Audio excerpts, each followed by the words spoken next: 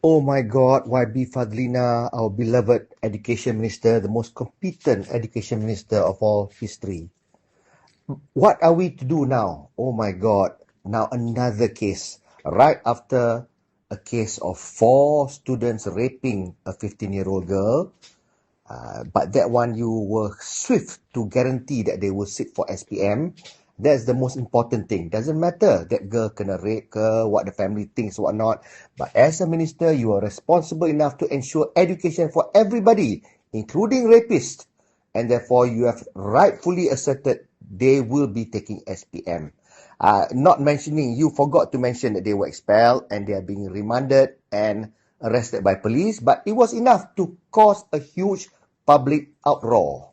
And people are whacking you and the PM and the government. Now, this boy tingkatan 2 dah tikam budak tingkatan 4 perempuan and she is dead. He has killed her in the toilet and he walks around with a knife. Now, quick, Fadlina, do the same thing again. Please now guarantee that Form 2 boy will be able to sit for his Form 3 exams. That is more important because you are education minister. You are not welfare ataupun life rescue minister, bukan. You are not responsible to ensure the safety of the children and the school being free of crimes. No, you have to ensure their pelajaran is kept. The academic performance is maintained and preserved. So quickly guarantee that the killer, while police do their job, guarantee that he will sit for his year 3, Form 3 punya exams. Please guarantee that because we need another uproar. We need another public uproar. Supaya orang marah you lagi, insist that you be sacked, and Anwar will not sack you because he's beholden to your late father. So therefore, he will stay there and people will condemn him again, and then Madani government, cepatlah sikit kita punya government ni turun, faham tak? Because this government is a kakistocratic government. Like Mahathir said dulu, aku condemn Mahathir. But now it appears that this government is just kakistocratic, the worst people. Government by the worst, incompetent people. And lagi cepat jatuh this government, and then we go for elections. Hopefully there are people who's more viable than kita punya deplorable opposition lah. To take over because we need a change of government very quickly. Please, Fadlina, you can save the fate of this nation.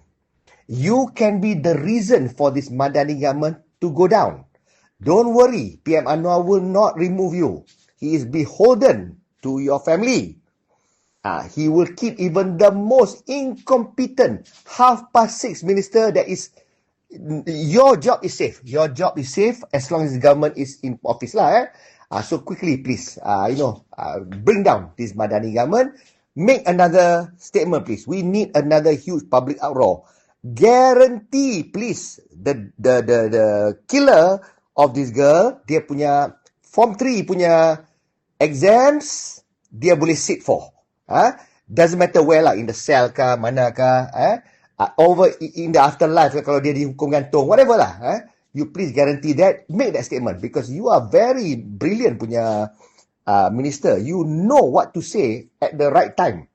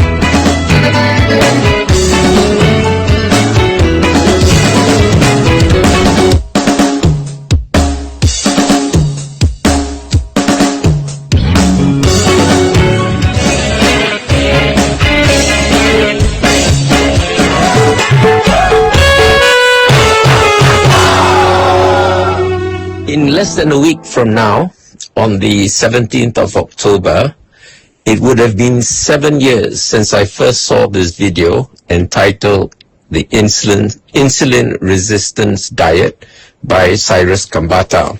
It's a lecture by Cyrus Kambata, PhD, who has a PhD in nutritional biochemistry from Berkeley, and previously he had a degree in mechanical engineering from Stanford.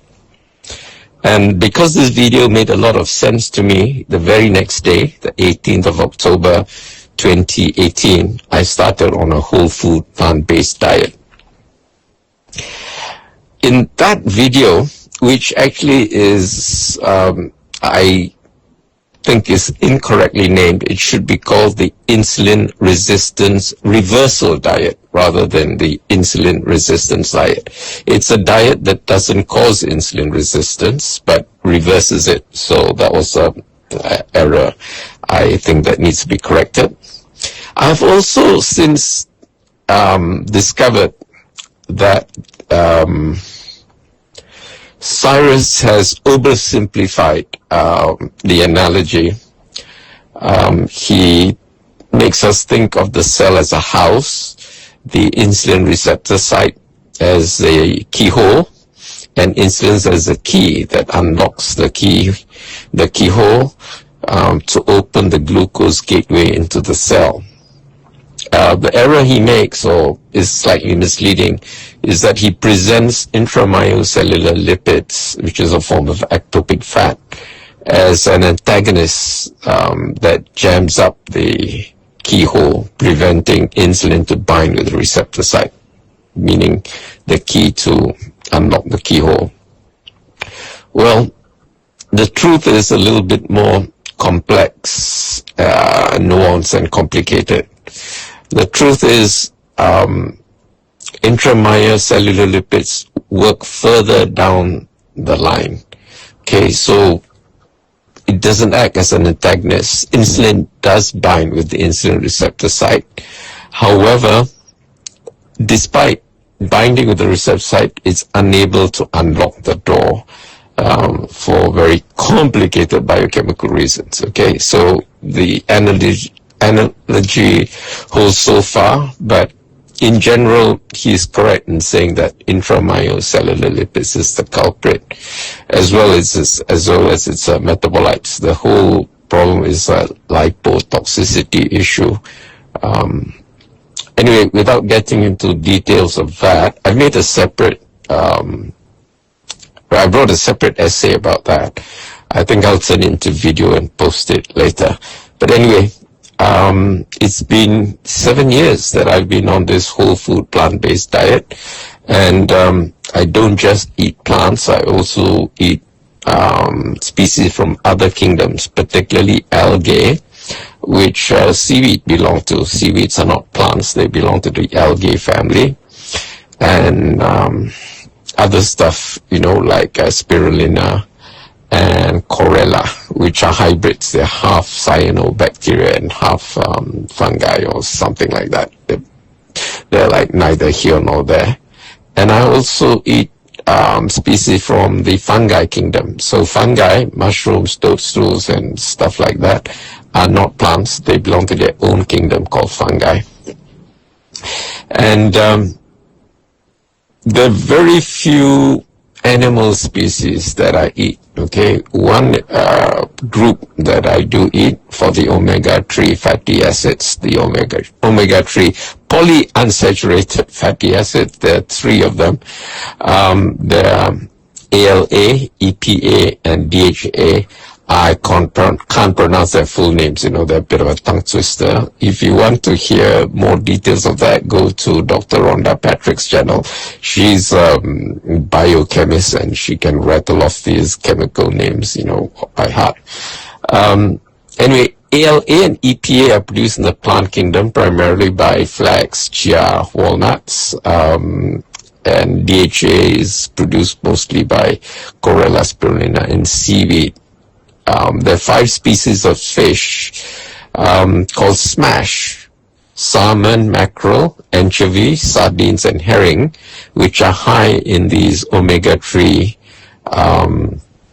polyunsaturated fatty acids, particularly DHA, and they don't produce it themselves. They get it from eating seaweed or by eating other fish that eat seaweed. Okay, so if you want to go for the primary source, you can have half a teaspoon of spirulina and or chlorella daily. If you take more, I have taken 2 heaped teaspoons a day, and it gives me hypotension because it's very potent stuff.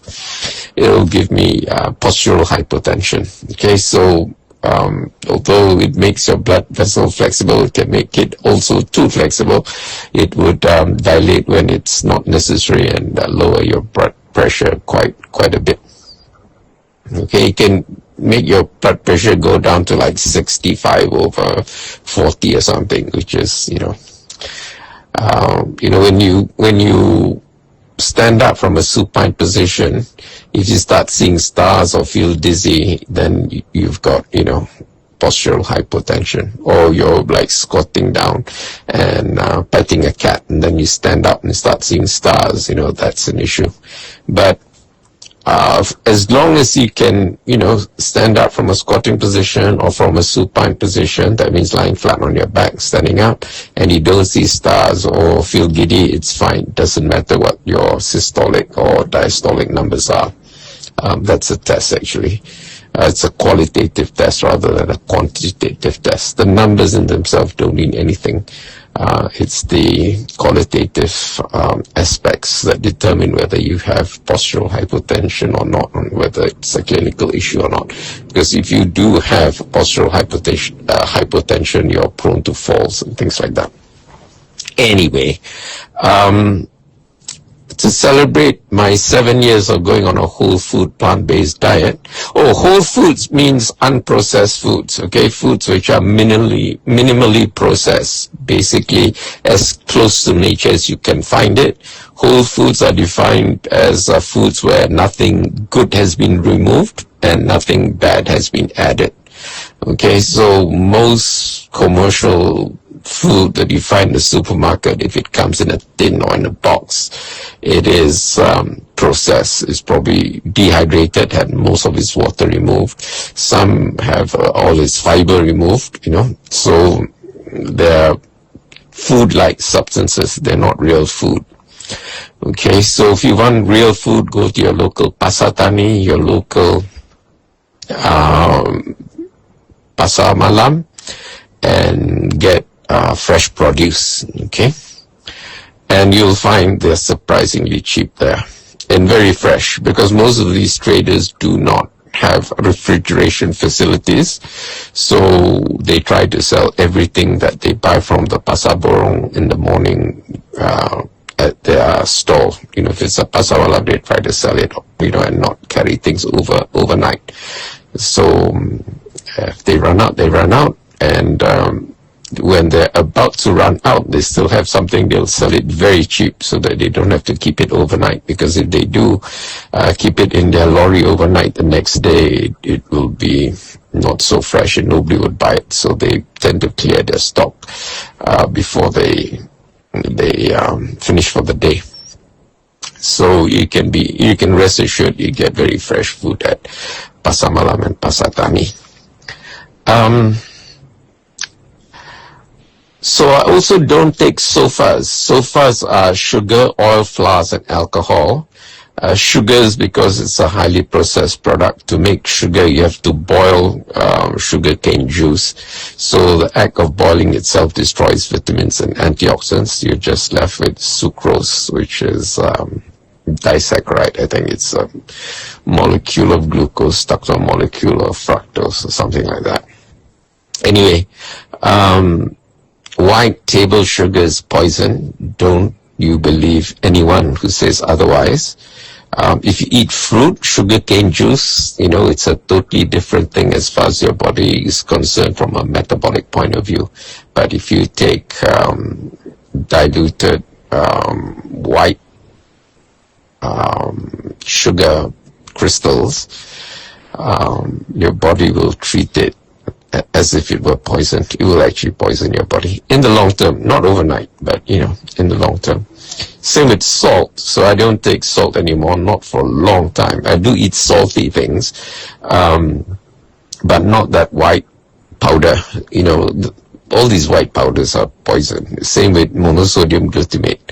You do have MSG in broccoli, in seaweed, and a whole bunch of other things, but that's in its natural form, and it's very dilute, and it's safe for our body to consume. Our body has been designed to handle it in those proportions, okay? But if you just extract it out and turn it into a white concentrated powder, it's poison. Same with coca leaves and cocaine. When I climbed Machu Picchu, they gave me coca leaves to chew on, and I chewed. It's to prevent altitude sickness, and it's perfectly fine. Didn't make me go high or have hallucinations or go psychotic or anything like that.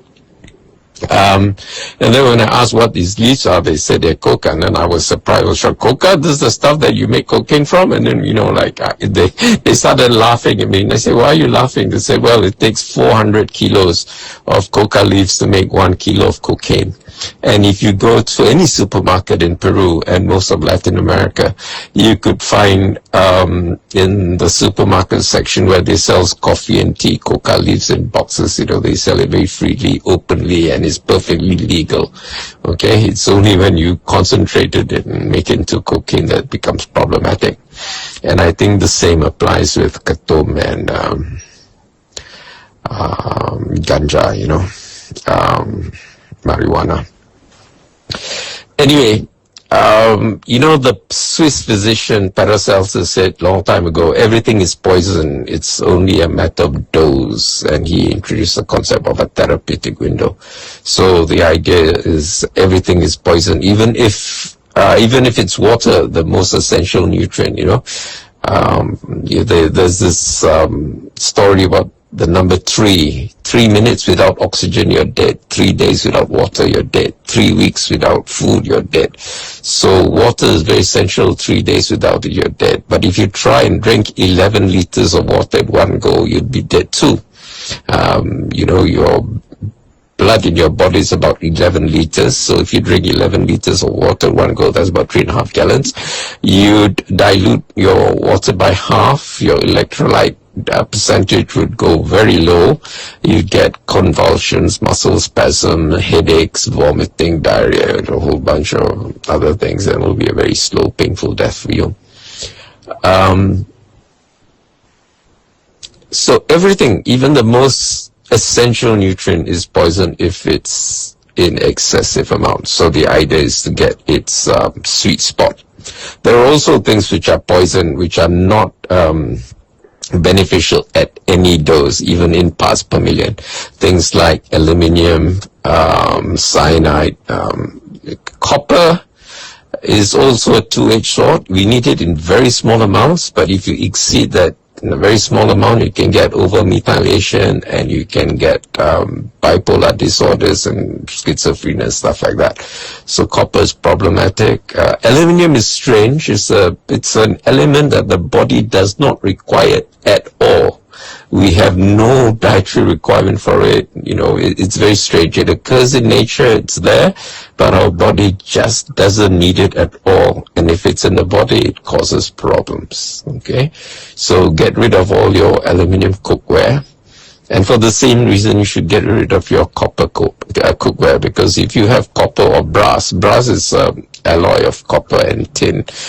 So if you do have brass, like this Belanga, tembaga, or copper pots and pans, which the French are very crazy about because it conducts heat very quickly, do get rid of it. You're far better off having cast iron cookware. You do need copper, but it's very easy to overdose on copper, and it's very easy to overdose on aluminium because no dose is safe as far as aluminium is concerned. So just get rid of all your aluminium cookware. Most rice cookers have an aluminium steel bowl, and the ones which are Teflon covered are the worst, because these Teflons will come off, scrape off, and they are microplastic. Teflon is a plastic of sorts, and it's indestructible. It doesn't biodegrade, so it will become microplastic that will get stuck in your body at cellular level and prevent lots of physiological processes from happening. And what's worse is Malaysia is the world's dumping ground for plastic. And as people, Malaysians have in their body the most microplastic in the whole world. It's sad, but it's true. And it's about time we wake up to that fact and do something drastic about it. Okay, anyway, Saturday, 18th of October 2025, I'm going to celebrate 7 years of eating a whole food plant-based diet. The celebration would be at the Malaysian Association for the Blind Canteen. It's in Brickfields in Jalan Tebing off Jalan Tun Sambantang 4. The easiest way to get there is by monorail. It's one stop away from KL Central. Just get out of the monorail, cross the road. There's a traffic light there, and you're at the MAB complex. Just tell the guardhouse you need to go to my function in the canteen, and they'll show you the way. The pedestrian crossing, the zebra crossing between the monorail station and the MAB is very hazardous. There are a lot of motorcycles that will curi ayam and cross, despite the fact that the zebra crossing would be beeping and it'll be green for pedestrians, blind pedestrians to cross. These people like to curi ayam.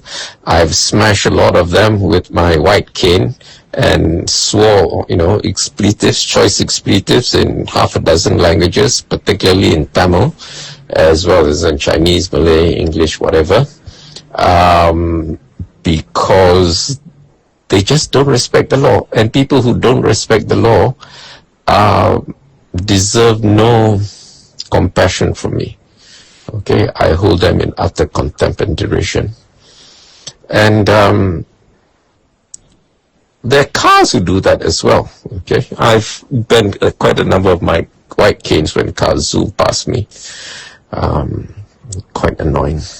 They even do it at the pedestrian crossing at UMMC. There's one particular incident where my cane got quite badly mangled by a car that just zoomed past, even though it was supposed to be red for cars and it was green for pedestrians to cross. So I have no sympathy for these people. I mean, I wish if I were autocratic dictator, I'd put them against a firing squad and be shot, because they don't deserve any progeny, I mean, we don't want children of stupid people to be born, because they're most likely to be equally stupid or disrespectful for the law. Because I think respect for the law is inherited from parental behavior. Children imitate what their parents do. If the parents have a apathetic tidak apa attitude, then the children also will have an apathetic, selfish tidak apa attitude. They'll have a me first attitude, which is bad, because we live in a society, and in society we have to have teamwork, and teamwork is everything. About teamwork is about subordination of self. It's for the good of the group, of society, not for your individual advantage. Okay, so it's for our collective advantage. I made a video about Deepavali. I'll post a link here.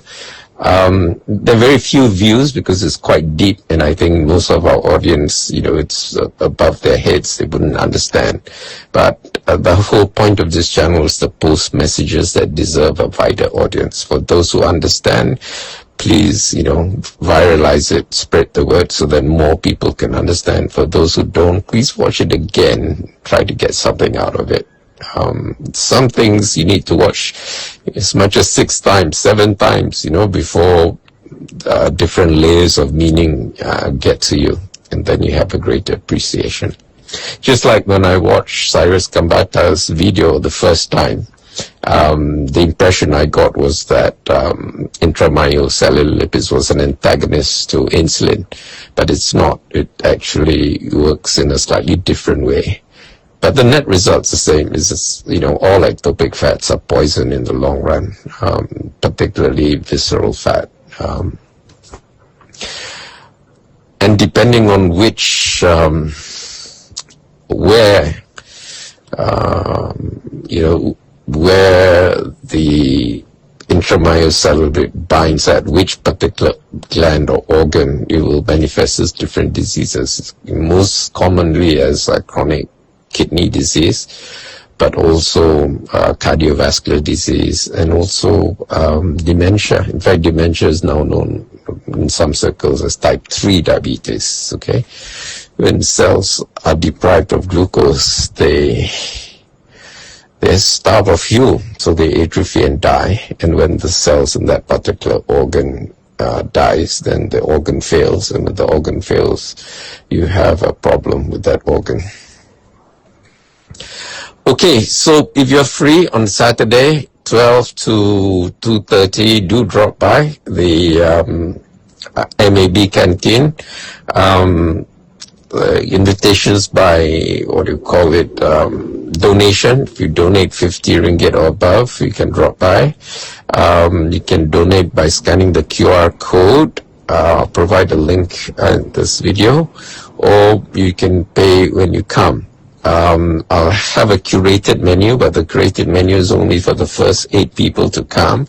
And if you come after the first 8 person, or don't pay before so that I can book, get the catering to provide for you, you have to order something else from the canteen menu. Okay?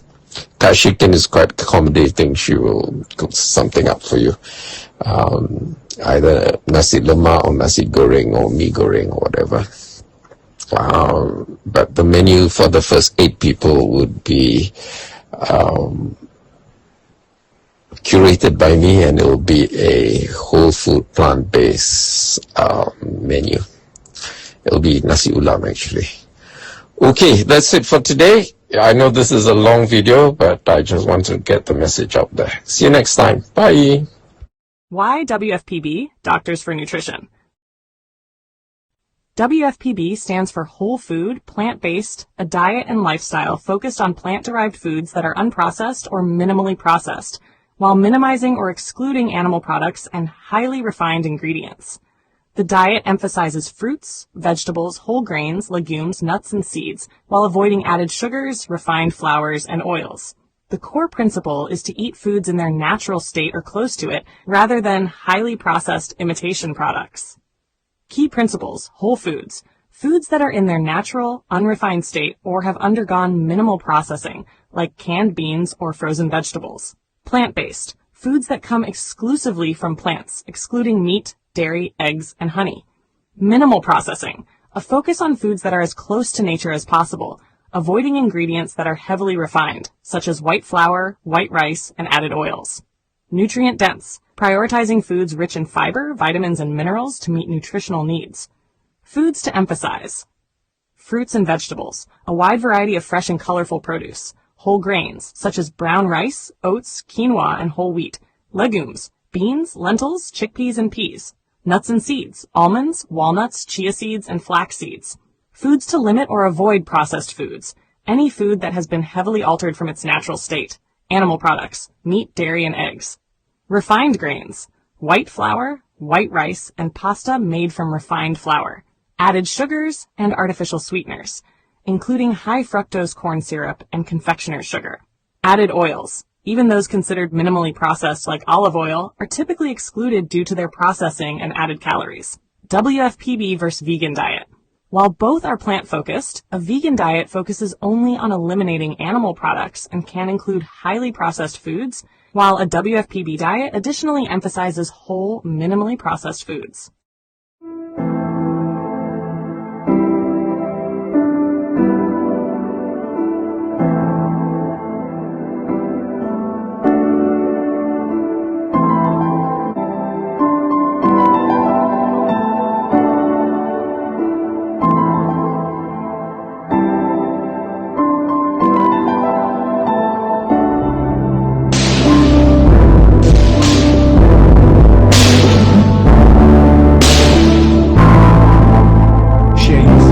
The comments below. Don't forget to like this video and subscribe to our channel to show your support.